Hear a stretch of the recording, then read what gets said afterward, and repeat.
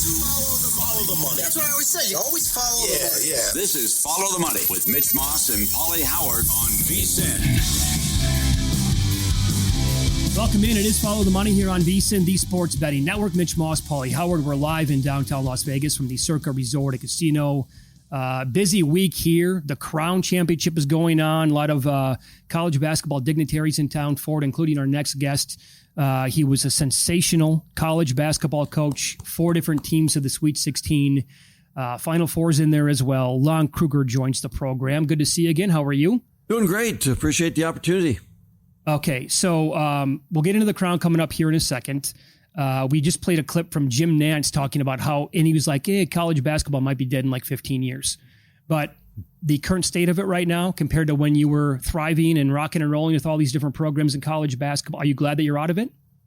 In a lot of ways, I miss the relationships part of it, with the staff and even the players. But the NIL, the portal, I don't think any coach is enjoying that part of it. Everyone, I think, wanted the players to get what they deserved, but the direction it's gone is totally unintended, and it's kind of made it for some crazy moments for sure.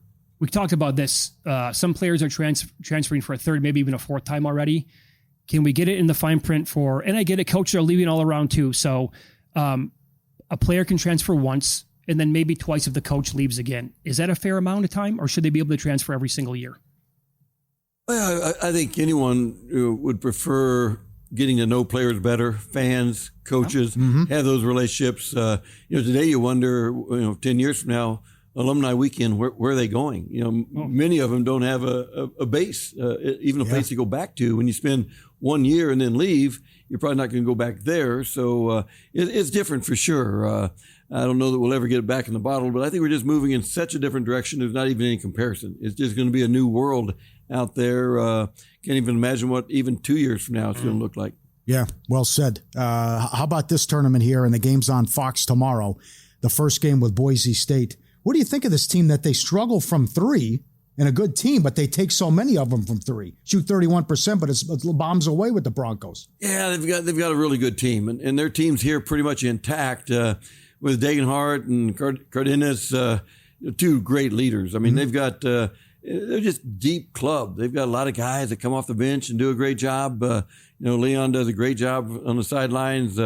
It's just really a solid program. They've the culture there over the years has become pretty consistent, as is many other programs in the Mountain West. Several of those programs have a great culture, and Boise State's certainly one of them. The Crown, is it going to be here to stay? I know the NIT is really, really concerned about it. I think so. I think Fox folks did a great job in making it a first-class event. They've chartered people in, kept them in great hotels, fed them well, first-class officials.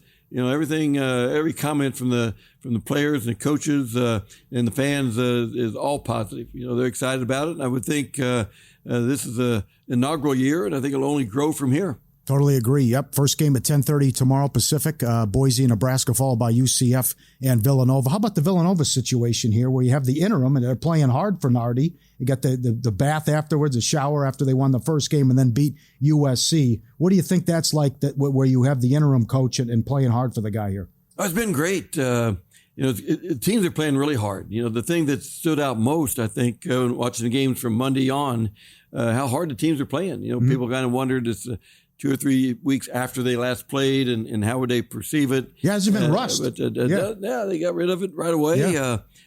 Played well, played hard, had some terrific games, great finishes, and a lot of games going right down to the wire. Are they looser? Because the games have been. I think so. Yeah. I think if probably the difference is, the scoring is up. I think maybe the defenses aren't quite as locked in. Offensively, they're still competing and moving the ball and doing a good job, but maybe not going quite against quite the same intensity on the defensive end. Not that it's been easy, but all the scores seem to be up, and I think because of the maybe it's a little less intensity on the defensive end. Well, you took 4 teams to the Sweet 16 that we talked about, 4 different programs, 2 different programs to the Final Four. How difficult was it to keep your teams loose, getting ready for these games like those 4 teams are going to be tomorrow? Well, that's a challenge because obviously it's a stage in which there's only four teams in the world that can win a national championship. So it's pretty special. Definitely hard to get here. I think the key is just you want you guys to enjoy it, but not lose sight of the fact that we're here to compete and win a championship. And I think all these teams, they've got great chemistry. They've got a great identity. I think the key is for them to do what they did to get here. None of them is going to change what they've done to get here, and shouldn't. They're all number one seeds. And they all are proud of what they're doing, and should be a great 2 games tomorrow. Follow the money here on VSiN, the Sports Betting Network. Longtime college basketball coach Lon Kruger. He's in town for the Crown Championship. He's our guest here live in downtown Las Vegas from the Circuit Resort and Casino. So the backdrop in a football stadium, right? How difficult is it to prepare for that? And is it possible that Houston could have an edge against Duke because they played in one last weekend? That's a good question. It is different. No question about that. Everyone gets a couple days shooting in the building, but that's not like you play a lot of games in there. So, you walk out on the court the first time, and there's a little bit of a breeze. Actually indoors, but you hope the players aren't thinking about it. But it's different. No question about that. I think more than that, though, the opposition is always tough. The stage is huge in terms of significance. But these teams are really good. They're for the most part veteran teams. They've been on the big stage before, and again, be 2 great games. How tough is that week off, where you go back and everyone's pumping your tires and what a season, our Final Four, this is great, and then you got to get back and ready. Still got some games to play. Just not enough hours in a day. You get back on either Saturday or Sunday, and then 4 or 5 days later you're leaving. But all the ticket requests, all the media requests, all the families traveling, everything that goes into it. The director of operations, they do a great job. The staff does a great job. But there's a lot going on. You don't really, for the most part, you don't go there very often to the Final Four, so it's all new for everyone. Usually, some teams are fortunate enough to go back on a more frequent occasion. But it's a great week. Everyone's feeling good, everything's pumped up, and then you have to kind of pump the brakes a little bit and say, okay, we got to go play a basketball game. How would you defend Duke? And in your great career, what usually has happened when the number one defense plays the number one offense? Well, I'll tell you what, that's going to be interesting to see because Houston's terrific defensively. They're very physical. Duke's just got a lot of weapons. When you can't cheat too much on Cooper because a lot of guys around him are really, really good. So the big guy in the middle is terrific. The guard play is terrific. But Duke is probably as solid, throughout their roster as maybe any team's been recently. UConn, of course, last couple of years has been great. But Duke's exceptional. But Houston, they're gonna hit them early and see how Duke handles that. Who do you like in the game? No, I think if both play well, I think Duke is just more consistent on both ends. Houston's great defensively, but sometimes a little inconsistent offensively. And in a game like that against such a good club like Duke, you just can't afford to have that 3 or 4 minute dry spell. No question. Then there's a margin created. So it definitely could go either way, but I think the odds were with Duke. Now, how about in the other game? It did not look pretty last week when Broome took the spill. It looked like both the knee and the elbow and or the wrist, it was going to be tough. And then Ian Eagle read his lips on the broadcast. He told his teammates, I'm done. He comes back in a little bit later on. He told the media he's 100% yesterday. Are you buying that? How would you attack him? Well, I'm really pleased that he's able to play. Yeah. You'd hate to see Auburn do what they've done and get here and then not have a guy like Broome. So it's great. I hope he's 100%. The game deserves that. The stage deserves that. He's such a good player. He's not necessarily a 3-point shooter, but when he needs a 3, he steps out and makes one. Now you got to honor that. But yet he's so effective inside and on the post, on the offensive boards. Just a terrific all-around player. Again, they're number one seed because we've got other really good players around him. None of these teams are solely dependent on one guy. They've got their leaders, but their go-to guys. But they've got good supporting cast for sure. One of your Final Four teams at Oklahoma with Buddy Hield, that was an unbelievable team. Did you think he'd have this type of NBA career? And the longevity? Not surprised by Buddy, yeah. Buddy, in fact, I'm kind of pleased to see him get with Golden State. Great fit. Maybe it's got a fit. It seemed like it bounced around a little bit without a real fit. But Buddy's just a terrific guy, number one, and such a great teammate. Everyone's going to want Buddy on their team. So he's landed in a good spot, and he shoots the ball so well. But again, most importantly, just a class guy that's thinking about team always. How about this now? Another guy, too. Yeah. I have to admit that I thought Austin Reeves at Oklahoma was a really good college basketball player. I did not see this coming at the pro level. When he does not have a good game now, which is few and far, but I'm stunned. I'm like, you can count on him almost every single night. That's very true. Yeah, well, 30 clubs in the NBA didn't expect it either. How about that? He goes undrafted, and they do their homework pretty well. But Austin's he's a basketball junkie. He loves to play. He thinks about really nothing else but playing basketball. Great teammate. He's got great instincts. And I think what really benefited Austin early on, LeBron recognized that Austin gives the ball up at the right time. He moves well without the ball. He's making plays for teammates all the time. He's just a good basketball player. And I think that really was able to give Austin a little bit more confidence. And then he exploded onto the scene and just doing a great job. Yeah. I mean, to think about, he's like right there with LeBron and Luka. And Luka did not play well last night, but guess what? Reeves did. Mm-hmm. Yeah. He's a big reason why they were in that game, had a chance to win it. He's been about as consistent as he can be, and his percentages are up. But he's doing all that without hunting and searching. A lot of people, you watch games and everyone catches it and bounces it. Austin will catch it and move it, sometimes. And that stands out sometimes in the NBA game.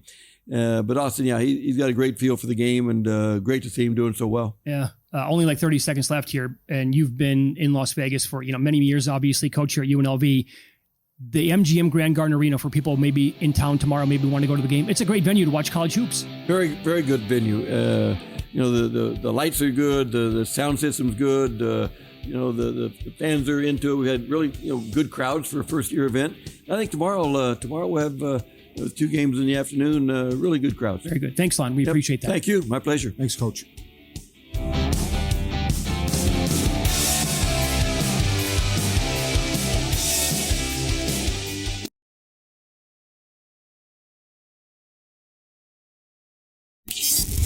This is Follow the Money on VSiN. Updating the MLB scoreboard here. 7th inning. They're playing at Coors. Bottom half now, A's 3, Colorado 2. Total there is 7.5. And the A's are minus 166 to win the game outright once they get to, and there's a guy on now for the Rockies. Yankees lead the Pirates 7-1. That's in the top of the 6th. Total 11.5 here. There's a lot of baseball left here. Yes, right. All we need to get is 4 more runs. Yeah. Uh-huh. The Yankees might hit 4 more home runs in this game. They could. Yeah. And then Giants 5, Mariners 3 in the 5th inning. Giants right now minus 520 to win the game outright. At DraftKings, Mariners plus 350, total 11.5. Volpe had a big hit in that one for the Yankees as well. It's been too long. We catch up now with our old friend Nigel Seeley. Only 8 matches left in the Premier League, and he kicks it off with a total in the Wolves match. Hello, Nigel. It's a bumper weekend in the Premier League this weekend, and I think the favourites might struggle. 3 favourites, I think, maybe under a little bit of pressure are Arsenal when they travel to Everton. Arsenal decimated by injuries in defence and have a big match against Real Madrid, so I'll give Everton a little bit of a chance there. I think Manchester United could pull the shock against Manchester City. I think Man City are vulnerable as well. Wasn't impressed by Man City at all in their 2-0 win in their last match against Leicester. And the other team I think could be under a bit of pressure are the champions-elect Liverpool, who face Fulham. It's all about Fulham's motivation there, but none of those matches have made my top 3 in my bets this weekend. My first bet is in a huge match at the bottom of the table. It involves Ipswich and Wolves, and I fancy goals. Over 2.5 goals here is plus 110. Traditionally in matches at the bottom of the table, you would expect them to be quite tight, but this season and last season and the season before, bottom matches, 6-pointers usually produce goals. If you look at the history between these two sides, it's been goals, and you look at the recent history with these two sides, goals. 9 of the last 10 Ipswich matches, over 2.5 goals. 9 of the last 10 matches Ipswich have played, they've scored, and 10 of the last 11 Wolves have scored as well. It's a must-win match for Ipswich. I think they score. I think Wolves score. I think the first match there is both teams to score is low.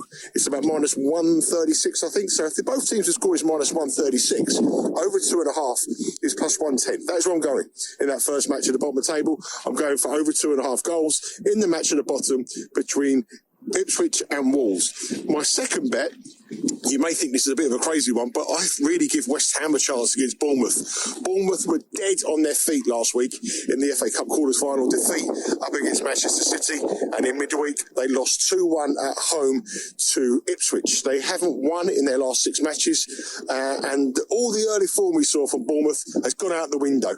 They've got players injured, key players injured, and West Ham, I know they've had a bad season, but they've got all their best players back, and I think bigger than 2-1. 2-1 or bigger for West Ham at home is the wrong price. I fancy West Ham to beat Bournemouth this weekend. I think Bournemouth are a fade now for the rest of the season. They come so close to making Wembley last week in the FA Cup quarter-final, and I think the season's done for Bournemouth, and I think they'll get beat by West Ham. My final bet is Monday night, and it's a match between Leicester and Newcastle. Newcastle have had a great couple of weeks. They won the Carabao Cup.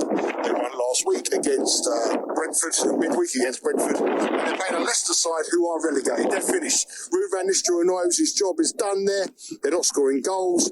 They've lost their last 7 matches, and in 6 of those last 7, they have failed to score. And the bet for me here again is Newcastle to win to 0. It would have cashed in 6 of the last 7 defeats for Leicester. They haven't got any goals in them. Jamie Vardy, they're reliant on Jamie Vardy. He's very old now, 37, 38 years of age. That's not going to make you any goals up against this Newcastle side. So Newcastle to win to 0 is my final bet. So my 3 bets, great mystery here. My 3 bets in the Premier League this weekend, over 2.5 goals in the match at the bottom of the table between Ipswich and Wolves. I'm going to go for West Ham to win 2-1 or bigger against Bournemouth. I really like that bet. And finally, I'm going to go for Newcastle to win to 0 against Leicester. And that price is plus 180 for Newcastle to win to 0. I'm out for the day. Hopefully you get this video okay. Buddy Nigel, a Newcastle to win to 0, over 2.5 Ipswich and Wolves and West Ham. It's been too long. Sorry for the wind, but always good to check in with Nigel. Time for Real or Fugazi. Mitch Moss and Pauly Howard are here to make you a friend of ours. That would mean you were made guy. Investigating what is and isn't legit. That's a fugazi. All right? That's a fugazi. I looked at it for 2 seconds. Seeing through the lines to make you a better. I know you know. And I know you know I know you know. The FTM Army is being sent for. In our thing, you get sent for, you go in alive, you come out dead. And it's your best friend that does it. These 2 wise guys would never steer you wrong. Forget about it. This is Real or Fugazi on Follow the Money. Awesome job by the fellas behind the glass. As always, here we go, Pauly. Golden State will be a problem for anybody if Jonathan Kuminga plays like he did last night for the rest of the year. Real or Fugazi? I think I have to buy in now because the record doesn't lie. 19-2 when Butler and Curry play, and 12-0 with the lineup that they went with last night.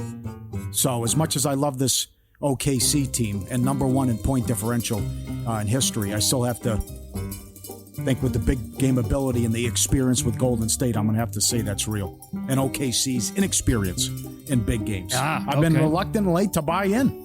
By the way, the 6-1 could cash to win the division. This is getting wild. But it's the record is, you can't ignore 19-2 now. Nope. With these guys when they play. Nope. On the flip side, the Lakers were exposed last night. Real or Fugazi? Fugazi. Ooh. Yeah, Luke had a bad game. Terrible game. They also they were stunned with what they were doing with switching everything. And they tried to fix it at halftime. Redick called them out. They were bad spacing, and he played a bad game. The team played a bad game, but they were still in it with a chance to win. I think the encouraging thing was how good LeBron was, because he had kept going under his points prop, and maybe he thought he was hitting the wall. He said afterwards, it's the best I've felt in a long time. So LeBron was great. That's to be honest, one positive. It's probably the worst game I've ever seen Luka play. Okay, that's strong, but I can't kill you. It's bad. Okay. Adam Silver has lost control of the league. Real or Fugazi? It's 100% real. What is he doing? He has for quite a while now, I think. He came in so strong, right? Stern never would have done this. Bam! Drops the hammer on Sterling. I am banning you for life. And now it's all about the players, right? And what he did, they have to sit down with Morant. Remember, Morant's been suspended twice for flashing guns on social media. So he does the gun thing to the Golden State bench. They give him a warning. As soon as the day after in the next game in the first quarter, he does it again after making a shot and essentially gives you the middle finger. They fine him $75,000. Yeah. You should have suspended him the rest of the regular season. If you want to actually make a mark. Yeah, unbelievable. Stern never would have allowed this to happen. Of course not. Never. Remember what he said to Arenas? Remember what they were doing after the Crittenden? Of course, They were doing this in the warm-ups against the Bulls. And he told Arenas, I'm suspending you for this long. And if you fight me, I'm coming after your shoe contract. That's right. And the rest of your everything. contract. He wanted to ruin his life. It's exactly basically. right. Arenas told the story. $75,000, which is what he drops in the strip club. Also, I mean, again, it's another indication here. If you're going to play an 82-game schedule, you're going to have 7-8 teams tank every single year for the last 3 months of the year. I know. What kind of quality of basketball is that? And by the way, like the integrity as well of the game, it does not exist. It goes out the window. He's giving you the finger. The load management kills me. Oh, I know, that's bad. You just met with him and he does it the next night. Yeah. Favorites are going to win 17 in a row to close the tournament, meaning Duke will play Florida and Duke will beat Florida Monday night. We haven't had an upset since Ole Miss beat Iowa State. Real or Fugazi? Fugazi. Florida's losing tomorrow. Oh, no. Yep. Why? They're losing the game.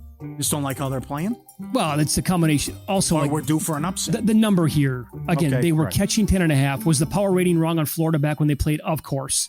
But to have it flipped like this, I guess I'm buying into Broom being healthy. Let's not forget, for a long time, most of the year this year, Auburn was the highest power rated team in college basketball, higher than Duke. Yep.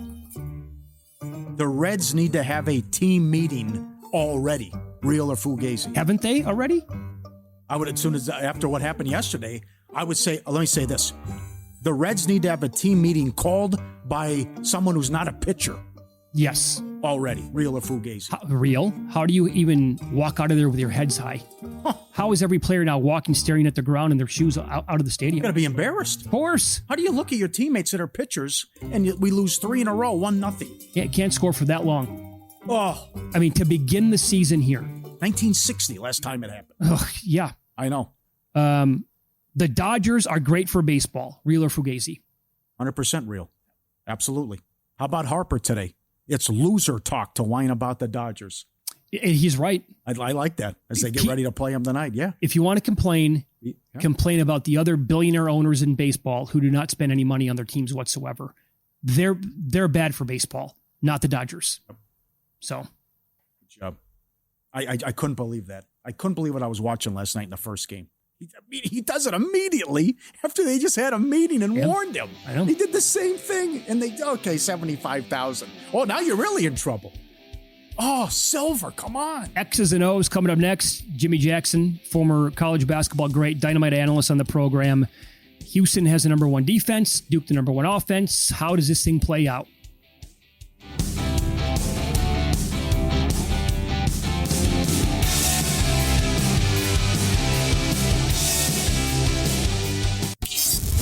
This is Follow the Money on VSiN. Welcome back. We're live in downtown Vegas, Circa Resort Casino. Another great guest here. Jim Jackson joins the program now. He had a hell of a career at Ohio State. And I will tell you, and I'm not blowing smoke here, the first time I ever heard you call a college basketball game, I did not know that you were on the broadcast. And it was like on his background noise. And I heard the game. I'm like, who is this analyst? He's absolutely sensational. And then that was the first time I was like, oh, Jim Jackson's calling games now. You must didn't hear a lot of good analysts then, huh? No. No, I appreciate that, man. Seriously. True story. Yeah. You Thank were great. No, thank you. And offline, we were talking about some great cheeseburgers too, right? We were, yes, for sure. Some great cheeseburgers. Every now and then, a good burger is great, man. For sure. Yeah. You're in town. You're getting some pretty good college basketball with the Crown. We talked about it with Lon Kruger. Yes. He thinks this tournament's going to be here to stay. I believe it is. I tell you what, thanks for having me, first of all. You got it. But it's one of those things, though, when you try something different, it's always people trying to say, well, it won't work because of this. It won't work. Instead of kind of looking at it for what it could be. And it gives teams an opportunity, one, to be in one place, which is beautiful. And that's not taking anything away from the NIT, because the NIT had its time, it had its purpose. This is just something that over the course of time makes more sense, because who doesn't love to come to Vegas? Who doesn't love to not have to travel to go watch some really good basketball against top tier competition? And there's an NIL component to it as well. So it benefits not just, fans that want to see some great basketball, but for the young men that are playing the game in those universities as well, that don't end up losing money because the travel is paid for, their expenses is paid for, and they're in one place. Watch the games on Fox tomorrow. Boise State, Nebraska, followed by UCF and Villanova. I think the first game could be high scoring again too. Yeah, I mean, I love. Boise State. What Coach Rice has done there, and you don't get a lot of credit just because they're not on national TV and you don't see them. But when you watch them play, Tyson Degenhardt, just what he's been able to do with his career and how they play. In Nebraska, and I played against Fred Hoiberg and Bryce Williams that plays. It's funny, Bryce Williams that plays for Nebraska, top 6 in scoring in the country. Not surprising because his father, who came out of college with me, his father, Henry, who rest in peace, was probably one of the top scorers in the country at University of Charlotte, the 49ers. So it's not surprising that Bryce is kind of doing this thing with Nebraska, kind of like his father did. What do you think you would have got an NIL when the Buckeyes or when you were starting? You know what though? Here's the thing. You got to think about it. The dollar is all relative. So what guys are getting millions of dollars now, back then it probably would have been in the hundreds of thousands or something like that, but it had been relative to the time of what money was worth. But it's like anything. It's like in the NBA, guys are getting paid $40, $50, $60 million a year. Somebody had to walk through those doors first in order for now these young men and women, these young men to get paid. And it's the same thing with college. And I'm not mad at it. I think it's taken some time for the system to regulate itself, to figure out what works and what doesn't. I think we're still getting through that. But right now, I'm happy that the young men and women can earn money while they're in school. Great answer. Yeah, very good answer. Good perspective. What would you do in today's NBA? You could score. Yeah. But here's the thing. It's like this. People always say this. Like, Steph couldn't play in the late 80s, 90s because he's too small. I said, well, Muggsy Bogues did. Michael Adams did. D. Brown did. Dana Barros did. All these smaller guards did. And the reason why is because they grew up playing a certain way, a certain style. They played in the backyards. They played on the playground. So a certain toughness. You can't take Steph's game today and just transpose it and put it back in the 80s or 90s because the game was played differently. Just like today, the way I play was a post-up guard, getting to the basket. I wouldn't be taught to play the game the same way. So I would be a different player in today's game because just the way the game is being played and the way I'd be taught. So I really couldn't answer that question because I look at it that way. It's just, I would be a totally different player. Because of Steph and what he did, everybody now who's younger grew up wanting to be him. Yeah. Is it bad for the NBA? Teams are taking 53s a game. No. Well, here's the thing. How old are you? 48. Okay. How old are you? 47. What's your favorite genre of music or time period of music? Like 80s, 90s? Probably early 90s. Early 90s? Mid-90s. Okay, but that was during your formative years, right? So that's when you hear the music, it's nostalgic, right? Sure. So it's the same thing with sports. As an older generation, you tend to lean into when you were younger because it was something nostalgic about watching the Celtics or the Lakers or the Sixers or the Bulls, and that was real basketball because it made an impression on you. Well, these young kids today, they didn't see that. Sure. So what they see is Steph and KD and Luka and all these LeBron. And so I can't be mad at them, for that. And I try to meet young men and women at that point and say, yeah, when I played, this is how it was. But I understand why you don't understand what goes back and forth about basketball in the 90s, 2000s compared to now. So that's how I kind of, and that's how I analyze the game too. Because I can't penalize them for that. Yeah. They don't know. Sure. Lon Kruger was in 30 minutes ago. He said, now all 4 number 1 seeds, obviously in the Final Four. Yeah. They're not going to change up anything. Let me throw this at you. Change up what? Like they're going to play the same game that got them here. Oh yeah, okay. But they're not going to throw any wrinkles at it. No. But what if? And Houston's got an unbelievable defense, number 1 in the country. What if Duke comes out with their efficient offense they can't miss? I'll throw a game at you. Okay. 98. Rick Majerus, who was so good, threw a triangle and 2 against Bibby and Miles Simon. The Arizona had no answer for whatsoever, and Utah blew him out. Could Sampson, if he has to, can he junk it up? Or is it, we're down by 12. We're just going to stick with what we do. I think there are adjustments, though. You're going to, what you're going to get from Houston is a team that plays hard. They get up into you. They offensive rebound. They get out and run. But what makes Houston different this year is that they can shoot the ball from the perimeter. So think about it. When they made their run at 22-23, tough team, right? Yeah. I mean, offensive rebound. They beat you, but they couldn't. They were sub-70 3-point shooting team and probably low 30s, high 20s in the 3-point shooting, okay? They're not like that this year. Mm-hmm. So you take that combination of being able to score with tough defense, you can manipulate some things. And a lot of times, too, it's not changing how you play, but it's making adjustments. Okay, we haven't run this in a while. We haven't, had these kind of offensive sets against this team because Duke has size. Oh, yeah. So you got to approach that size a little bit and move that size a little bit different, offensively and defensively. How real is this? Because you played. How real is the shooting background with the football stadium? It's huge. It is, man. And not only that, it's the elevation of the court. Okay. Because it's like you're playing on the stage. So I remember playing early in my career at the Silverdome. Okay. Wow. Detroit. Yeah. Okay, yeah. And it was different. And then we played at the Alamo Dome with San Antonio. Okay. So that was in a stadium. Okay. The first year in 99 when San Antonio won it, I was with Portland 98-99. That was the lockout year. Okay. We played in the Alamo Dome.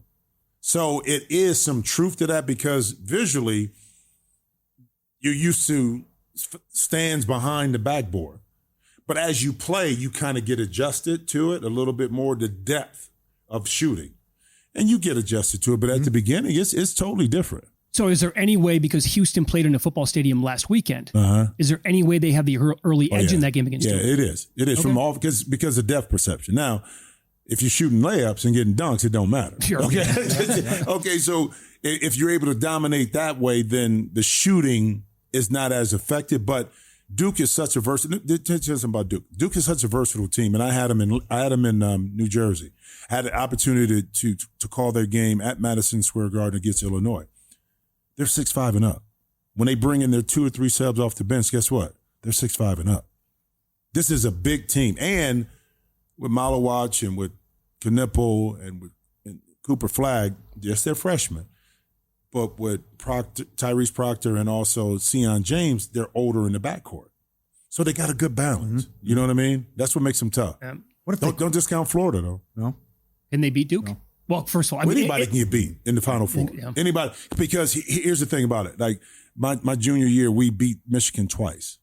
Okay, we had their number, but on that particular afternoon in the Elite Eight to go to the Final Four, they were better than us that day, and that's all it takes. It takes a 3 to 5 minute period sometimes in a game that can separate a really good team, UNLV and Duke. That's right. Yeah, that's right. Okay, 91 after they dominated the year before. It's a stretching period of a game that if you can put pressure on that team that's supposed to win and it switches, you have a chance. Are you busy? Can you hang out 5 minutes? We haven't talked about food into a dome. I got you. You could? Really? Yeah. I'm going to smoke some cigars after this anyway. All right, good. More with Jim Jackson coming up. Watch the games tomorrow, by the way, on Fox with the Crown in Nebraska. Boise kicks it off. Take your sports betting to the next level with the Sharp Plays. Your secret weapon, sharpplays.com. They've been building trusted relationships with major books since 2011 and insiders worldwide. Check out their records, detailed online logs right on the website. Sharpplays.com. Been with us since 2011. Mr. Poison, that's him. Yep. The Sharp Plays. More with Jim Jackson coming up next. And In Pocket Plays, we'll recap what we bet last night and what we're betting today here on Follow the Money. It's VSiN, the Sports Betting Network.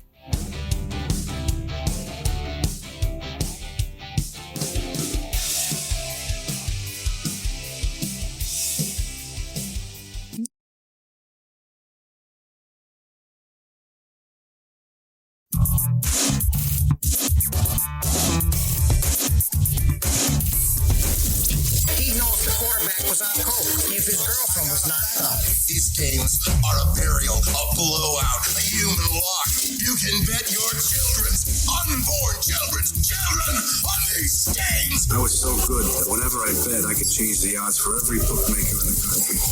You got it, Ace. Winner earlier today. Cubs cover the run line. Imanaga was great. They win 3-1 at home and Wrigley. And Grimes goes over his point prop. Sixers lose to Milwaukee. What a performance from Freak. How about, do you see that game?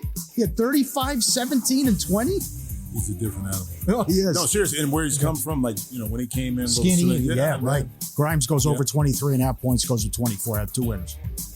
All right, you're also on Boise tomorrow? Yeah, like Boise. Watch the game tomorrow on Fox. I think Boise beats Nebraska, and they've had a hell of a year. Yep. All right, Jamal Shad did not go over 20.5 PRA last night, points, rebounds, and assists. I think he ended up with 16. That was a loser. They're in action again tonight. The Astros on the money line yesterday against the Twins was a winner, plus 123. And one bet today, it's going to be Brandon Pfaadt over 5.5 Ks for the Diamondbacks as they take on the Washington Nationals. If you're betting on baseball, make sure you're getting the best odds with ProfitX, first peer-to-peer sports exchange in the U.S., available in 40-plus states. You're betting against other fans, not the books, giving you on average 10 to 20% better odds. You can even request your own odds. Download ProfitX today. Use code VSiN. ProfitX. Get up to $3 in profit cash as well. Code VSiN. We continue here with college basketball analyst Jim Jackson on the Crown College basketball games on Fox tomorrow again. I like the way they're doing this, by the way. Doubleheader, like starting in the morning, and then you know what? Like there's really no break. It's going to go right into the Final Four games, pretty much. Yeah, and that's how it has to be, though, because you can't compete with the Final Four. I mean, let's be honest. But it gives you a full day of basketball too. Which is, I think, smart, ingenious on the West Coast. So it's going to be a great day for basketball. True home court advantage now for the Clippers at the Intuit Dome. Pauly and I love watching on TV. We got to get there for a game. Yeah, it was tough. At the beginning, it was a little bit tough. I mean, just because it was a new arena to everybody. Yeah. Trying to figure out things, and they're so used to playing at crypto. But once I think December, January kind of hit, you kind of got your feeling of what your game day routine was, what you did, where your spots were on the court, all that kind of stuff. And even just knowing the ushers and the people and all of that, that gives you a little peace of mind, a little bit more when you're the home team.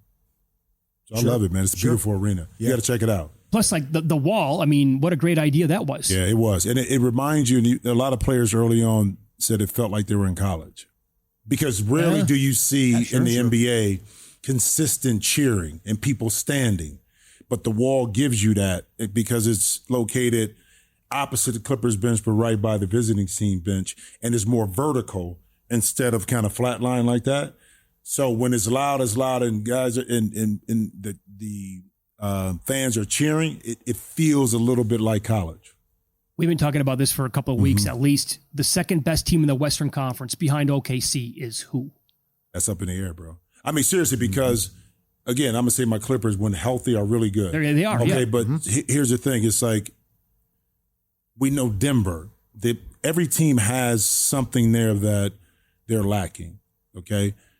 But the way Denver is playing right now, Houston right now on record is number 2.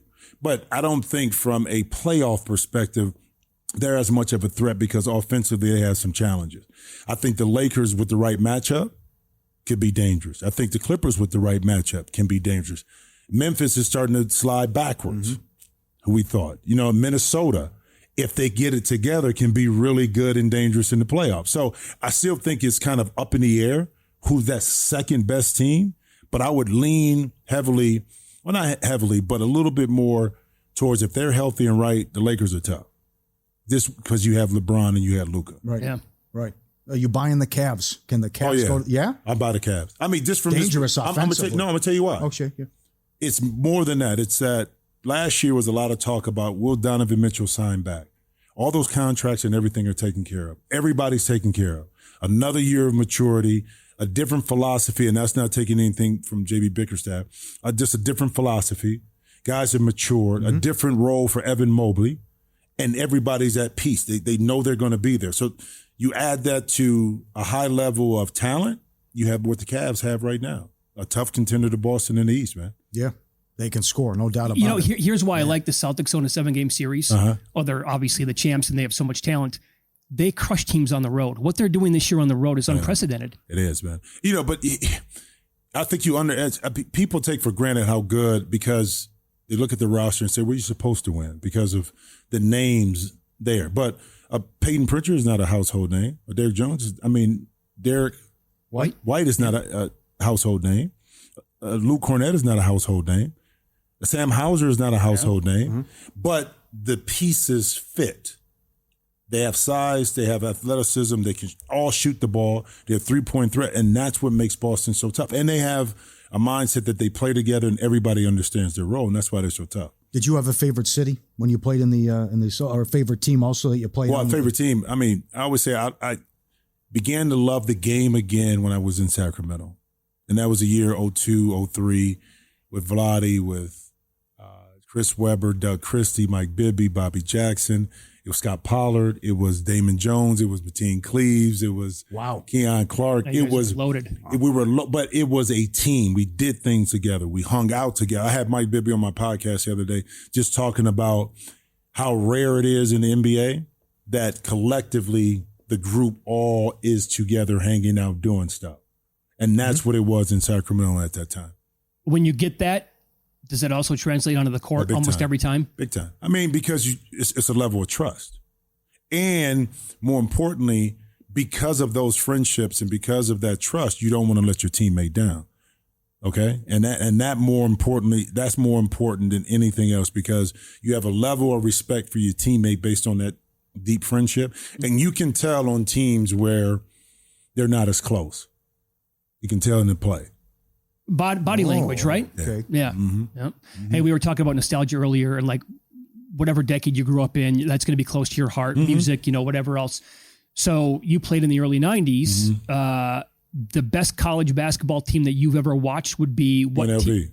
Of 90, 91. I played them in 90. Yeah. I played them in Albuquerque. I was a freshman. It was around 32. We ended up losing. It was a lot closer than what the score indicated. But that team with Anderson Hunt and Greg Anthony and Larry Johnson and Stacey Augmon, I mean, that team up close and personal that I actually felt and played against, no question. They're right up there. To your point, they were better the next year. Oh, they were. But lost to Duke. But that's the beauty. NFL playoffs, the tournament for college, it's a one-game scenario. So you can have the best record, have all this stuff, but on that day, are you better than the opponent in front of you? And that's really what matters.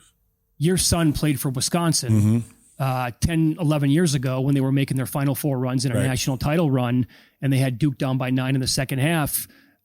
You were covering that. Right. Take us through that Kentucky finish when they lost the game and he was in the game late. Late game situation, big shot hit by... Who did we say? It was one of the Harrisons. Yeah, Harrison, yeah. A big-time shot. My son had an opportunity, a pull-up jump shot, going to his left. He was left-handed. That he, can make. Missed it. I felt it. Felt it even more because I had to interview him after the game for Big Ten Network. But it was one of those moments where I was proud of my son because he was not afraid of the moment. He was not afraid of the circumstances of missing a shot. And the accomplishment not only for him, but his teammates. Because nobody thought about Wisconsin going to a Final Four. Frank Kaminsky grew so much from his freshman year to his junior year at that time. That watching that team kind of mature and grow and exceed expectations and then have my son be an integral part of it was great. But it's a catch-22. Because my son is like, Dad, you had a great college career, NBA career, but you ain't never been to a Final Four or a championship game.